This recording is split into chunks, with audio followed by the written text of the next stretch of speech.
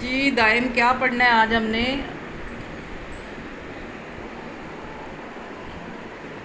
ہاں جی، آب و باد و خاک کیا پڑھنا ہے؟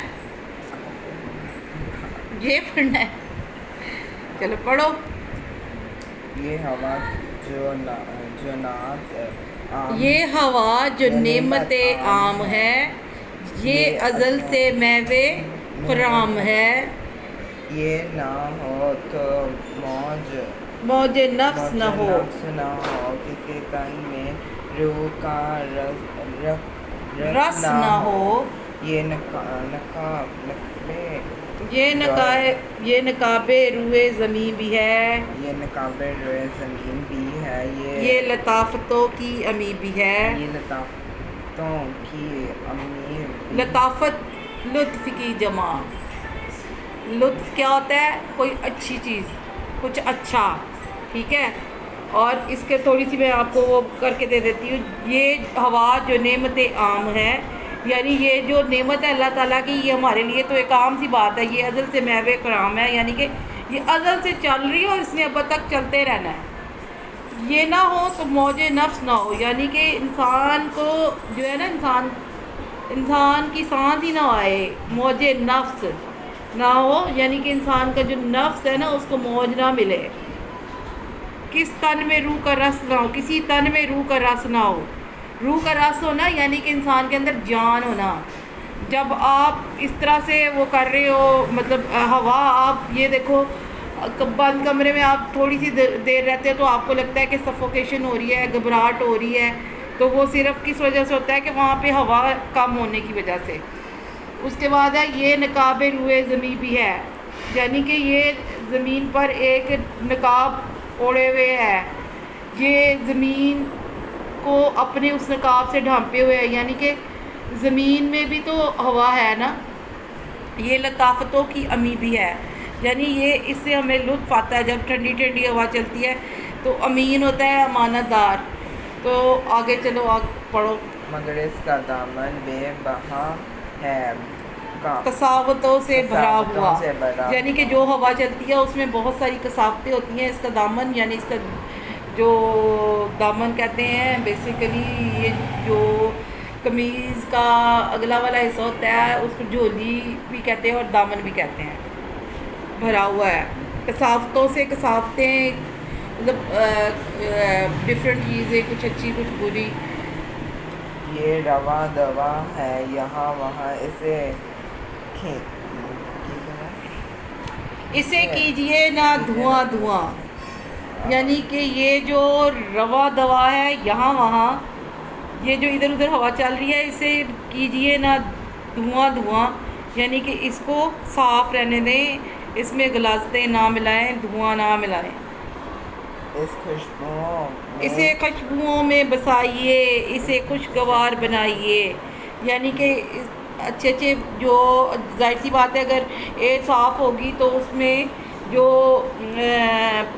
پودے وغیرہ ان کی جو فلاور وغیرہ ہوتے ہیں ان کی خوشبو بھی اس میں بسی ہوتی ہے، اور اس طرح سے یہ خوشگوار ہوا ہوتی ہے، ٹھیک ہے۔ اس کے بعد ہے یہ نہ ہو تو موج نفس نہ ہو، یہ جو فرض سطح زمین ہے یہ بہت جمیل و حسین ہے۔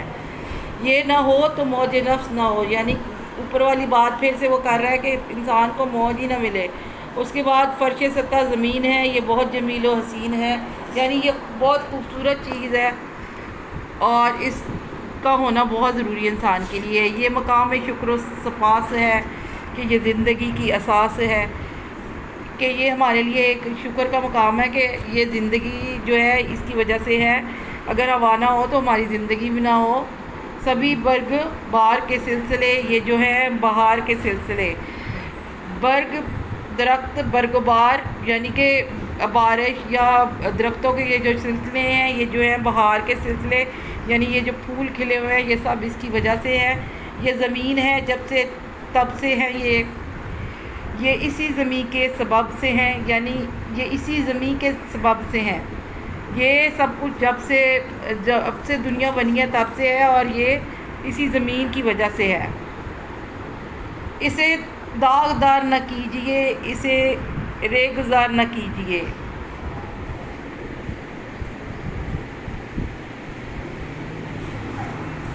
آب و باد اور خاک ہے ہماری پوئم کا نام. اب آپ زمین کے بارے میں یہ بات کر رہے ہیں. یہ زمین ہے جب یہ تب سے ہے، یہ اسی زمین کے سبب سے ہیں.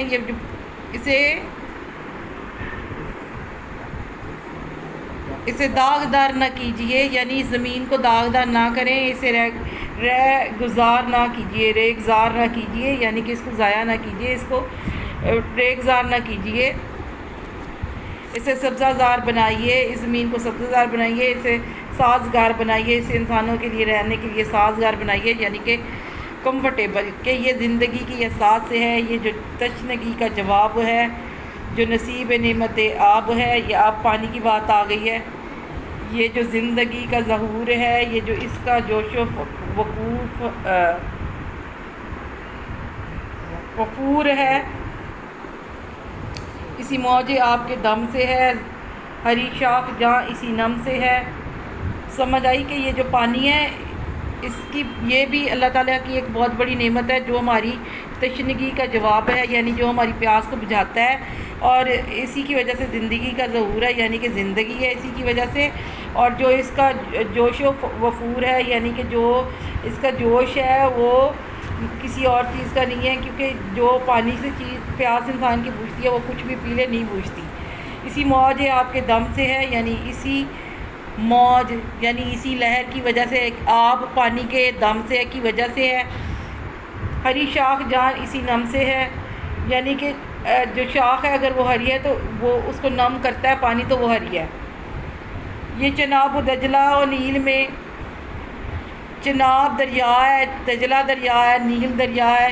یہی بحر میں، یہی جھیل میں، یعنی جو بحر ہیں ادھر بھی یہی پانی ہے اور یہی جھیل میں بھی ہے.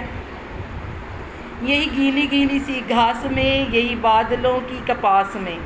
یہ جو مطلب گیلی گیلی سی گھاس ہے اس میں بھی وہی پانی ہے، اور اسی طرح بادلوں کی جو اڑتی ہوئی روئی ہمیں نظر آتے ہیں روحوں کی شکل میں، وہ اس میں بھی کیا ہے؟ پانی ہی ہے.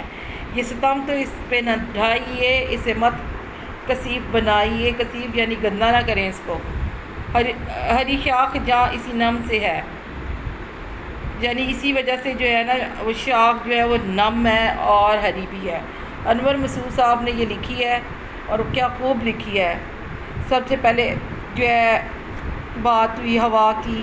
بعد ہوا، آب، پانی اور خاک یعنی مٹی، زمین، ان تینوں چیزوں کی بات ہو رہی ہے، اور شاعر نے بہت خوبصورتی سے یہ نظم کشی کی ہے.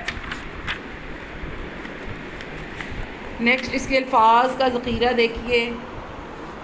درجہ الفاظ کے معنی کی کتاب کے آخر میں دی گئی فرہنگ سے دیکھ کر لکھیے. یہ آپ نے وہاں سے سوالو کر لینا ہے، ٹھیک ہے. اس کے بعد یہ تشریح میں نے ابھی آپ کو بتائی ہے جیسے جیسے، اور اگر اس میں آپ کو پرابلم آئے تو آپ مجھ سے پوچھ سکتے ہیں، ٹھیک ہے. یہ سارا آپ نے کرنا ہے اس کو سوالو.